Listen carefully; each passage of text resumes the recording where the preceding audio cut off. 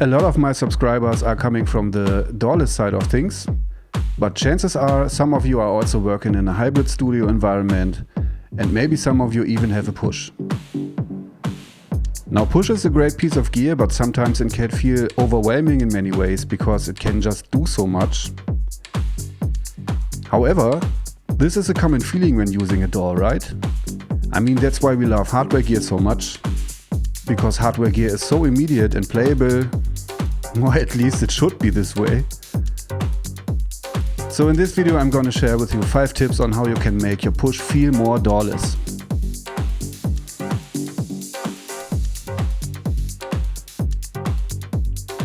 So first, think about what you want to do and how you like to work. I mean, in terms of sequencers, modulators, probability, randomness, instruments, synths to be monophonic or polyphonic, etc. And then create a template that you can always use when booting up your Push without even thinking about how or where to start.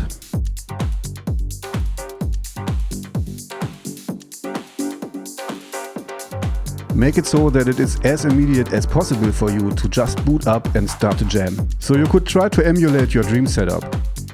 Like in hardware, you might have something like Digitakt for drums and samples, plus Digitone 2, for example, for everything else synth-wise. You can create an exact emulation of this inside of Ableton or Push with how many tracks and or sound sources, effects and modulators you want. Good advice here is to group the tracks into 8 tracks only for visibility in Push later.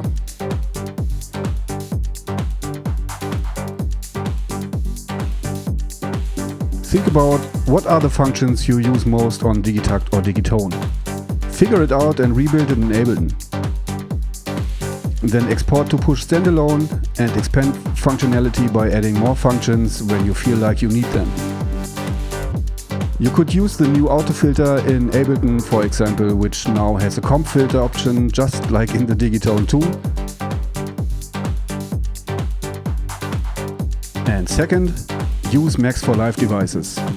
So be sure to not miss out on Max for Live devices. There are plenty of them available, reaching from synths over modulators and sequencers to fully pre-built effect chains.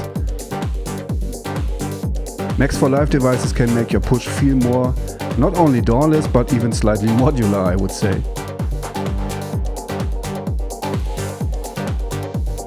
Because Max for Live devices often are sort of its own world when it comes to workflow, sound design, modulation or sequencing, stuff like that. Some of these devices are free, some are not. Free devices, which are quite a lot actually, are for example Sting, Drumbrain, Flechtwerk and stuff like that. I want especially highlight Flechtwerk here because Flechtwerk is a synth device that emulates the mutable instruments plates by a developer called Air Music Technology.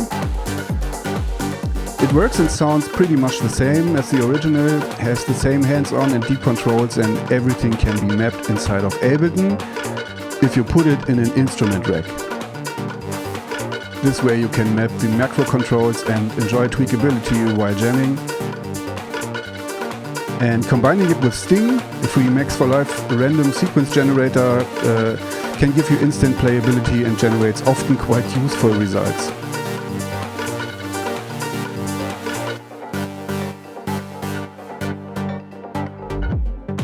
So for the devices that are not free, I want to mention the Forced Diet and or Ditto, which are a combination of an analog sounding synth with a trick generator based on probability and randomness, quite like you might know it from the Electron workflow. And I also want to mention the Mono 1 by Mono, which emulates one of my all-time favorite synthesizers, the Roland SH101. And let me tell you, it sounds super awesome and quite analog. So be sure to check out Isotonic Studios for more awesome Max for Live devices like that.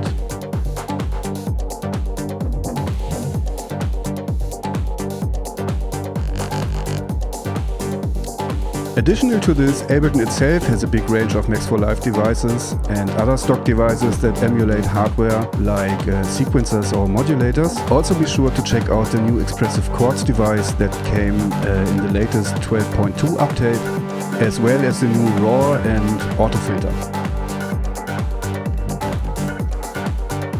The auto filter, as I said, got a really sick update, and besides other functions it now has a comp filter option. Expressive chords and auto filter with the comp filter option. These are already two of the main features of the Digitone tool, which you can now use expressively inside of Ableton and Push 3.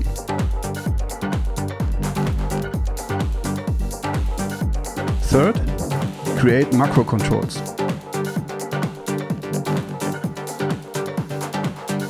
You can group almost anything to anything. Tracks, effects, even whole instruments. Like this you can build your own performance macros, because if you create a group, you get these 8 or more macro controls, and you can map almost anything to these controls. But not only one function. You can add multiple functions to one knob here. You can, for example, add a high-pass filter and the dry wet of a reverb to just one knob. This quickly feels like the crossfader and the effect scenes on the Octa track, which I love to use. So as you can imagine, you can build super sick performance effects and instrument drags with this technique. But try to stick to 8 control knobs, not more. Because in the Push you can see 8 knobs on one page without scrolling to another page, so that makes navigating in the Push more easy and convenient.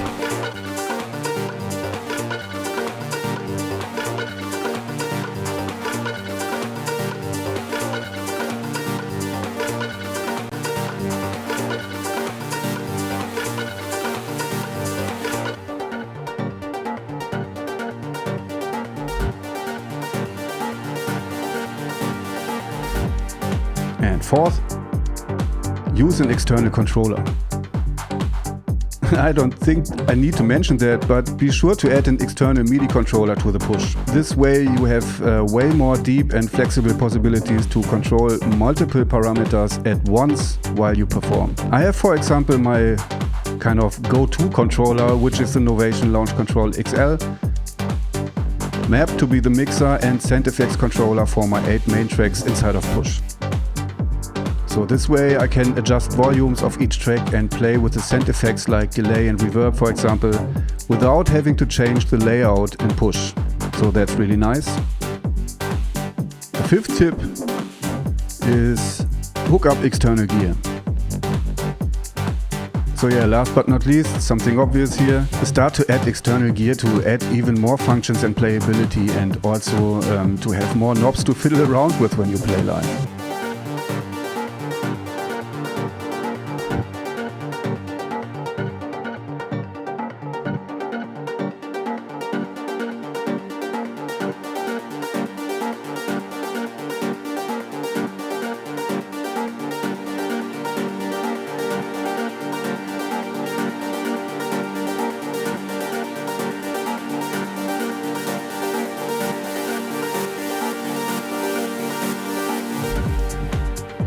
You could, for example, add the Digitone or Digitakt to the Push, or even hook up the Syntect as a drum computer. You could then use additional synth and play longer audio files like stems and stuff like that inside of Push to complement the Syntect as a drum synth. I, in my case, have added the Korg Minilog XD because I like to have an analog synth to play with. I like to have hands-on controls like ADSR, filter cutoff, resonance. I like to have a noise generator to play with live, and also a built-in keyboard to play it live and improvise stuff on the go. This is great for build-ups and drops if you play with a noise generator and the ADSR, and yeah, stuff like portamento when switching notes and stuff like that. That's really nice to create a build-up and like rises and drops and stuff like that. And this is number 6, the bonus tip.